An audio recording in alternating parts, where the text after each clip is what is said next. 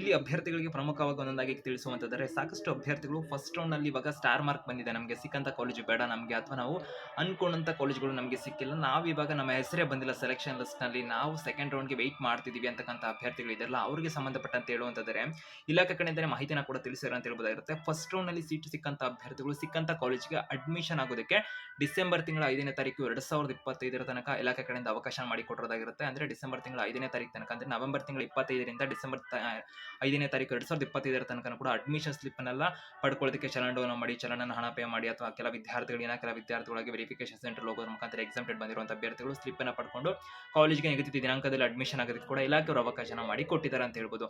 ಆದರೆ ಪ್ರಮುಖವಾಗಿ ಇದೀಗ ಅಭ್ಯರ್ಥಿಗಳಿಗೆ ಸೆಕೆಂಡ್ ರೌಂಡ್‌ಗೆ ಸಂಬಂಧಪಟ್ಟಂತೆ ಇಲಾಖೆಯವರು ತಿಳಿಸಿದರೆ ಎರಡನೇ ಸುತ್ತಿಗೆ ಸಂಬಂಧಪಟ್ಟಂತೆ ಆಪ್ಷನ್ ಎಂಟ್ರಿನ ಡಿಸೆಂಬರ್ ತಿಂಗಳ 8ನೇ ತಾರೀಕು 2025ರಿಂದ ಡಿಸೆಂಬರ್ ತಿಂಗಳ 10ನೇ ತಾರೀಕು 2025 ತನಕ ಆಪ್ಷನ್ ಎಂಟ್ರಿನ ಮಾಡಬಹುದಾಗಿರುತ್ತೆ. ಅಂದ್ರೆ ಮತ್ತಷ್ಟು ಕಾಲೇಜುಗಳನ್ನು ಆಡ್ ಮಾಡೋದು ಅಥವಾ ಇನ್ನಷ್ಟು ಕಾಲೇಜುಗಳನ್ನು ಆಡ್ ಮಾಡುವಂಥದ್ದು ಮತ್ತು ಅಥವಾ ಬದಲಾವಣೆ ಮಾಡುವಂಥದ್ದು ಆದ್ಯತೆಗಳನ್ನು ಚೇಂಜ್ ಮಾಡುವಂಥದ್ದು ಹಾಕಿರುವಂಥ ಕಾಲೇಜುಗಳಲ್ಲಿ ತೆಗೆದುಹಾಕುವಂಥದ್ದು ಮಾಡಬಹುದಾಗಿರುತ್ತೆ. ಮತ್ತೆ ಸೀಟ್ ಮೆಟ್ರಿಕ್ಸ್ ಅನ್ನು ಡಿಸೆಂಬರ್ 8, 2025ಕ್ಕೆ ಪ್ರಕಟ ಮಾಡ್ತೀವಿ ಅಂತ ಹೇಳಿದ್ರೆ ಸಾಕಷ್ಟು ಅಭ್ಯರ್ಥಿಗಳಿಗೆ ಸೀಟ್ ಮೆಟ್ರಿಕ್ಸ್ ಅಂದ್ರೆ ಏನು ಅಂತಾನೂ ಕೂಡ ಗೊತ್ತಿಲ್ಲ ಅಂತ ಹೇಳ್ಬೋದು. ಸೀಟ್ ಮೆಟ್ರಿಕ್ಸ್ ಅಂದ್ರೆ ಅಭ್ಯರ್ಥಿಗಳಿಗೆ ಅಂದ್ರೆ ಯಾವ ಕಾಲೇಜಲ್ಲಿ ಎಷ್ಟೆಷ್ಟು ಸೀಟ್ಗಳು ಸೆಕೆಂಡ್ ರೌಂಡ್‌ಗೆ ಅವೈಲೇಬಲ್ ಇದಾವೆ ಉಳ್ಕೊಂಡಿದ್ದಾವೆ ಅಂತಕ್ಕಂಥದ್ದಾಗಿರುತ್ತೆ. ಸೊ ಅದ್ರ ಬಗ್ಗೆ ಸಂಬಂಧಪಟ್ಟಂತೆ ಹೆಚ್ಚುವರಿ ಮಾಹಿತಿನ ಕೂಡ ನಾವು ಹೆಚ್ಚುವರಿ ವಿಡಿಯೋಸ್ ಅಲ್ಲಿ ಕೂಡ ಅಪ್ಲೋಡ್ ಮಾಡಿರ್ತೀವಿ. ಅದನ್ನ ಕೂಡ ವೀಕ್ಷಣೆ ಮಾಡಬಹುದಾಗಿರುತ್ತೆ. ಒಂದು ಕನ್ನಡವಿದ B.Ed ನ 3 ವಿಡಿಯೋಸ್ ಅಲ್ಲಿ ಕೂಡ ಅಂತ ಹೇಳ್ತಾ ಪರ್ಟಿಕ್ಯುಲರ್ ಆಗಿ ಒಂದು ಸೀಟ್ ಮೆಟ್ರಿಕ್ಸ್ ನ ತೋರಿಸೋದ್ರ ಮುಖಾಂತರ ಕೂಡ ನಿಮಗೆ ಮಾಹಿತಿನ ಕೊಡ್ತೇನೆ ಅಂತ ಹೇಳ್ತಾ ವಿದ್ಯಾರ್ಥಿಗಳಿಗೆ ಕೂಡ ಅಲ್ಲಿ ಜಾಯ್ನ್ ಆಗಬಹುದಾಗಿರುತ್ತೆ.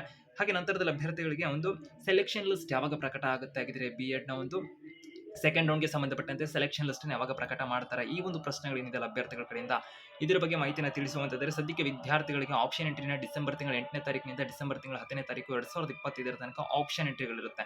ಡಿಸೆಂಬರ್ ತಿಂಗಳ 10ನೇ ತಾರೀಕು ಅಥವಾ 10ನೇ ತಾರೀಕಿನ ನಂತರದ ದಿನಗಳಲ್ಲಿ ಸೆಕೆಂಡ್ ರೌಂಡ್‌ನ ಒಂದು ಕಾಲೇಜ್ ಸೆಲೆಕ್ಷನ್ ಲಿಸ್ಟ್ ಅಂತಕ್ಕಂತ ಇರುತ್ತಲ್ಲ ಅದನ್ನು ಪ್ರಕಟ ಮಾಡುವಂಥದ್ದು ಆಗಿರುತ್ತೆ ಇಲಾಖೆ ಕಡೆಯಿಂದ.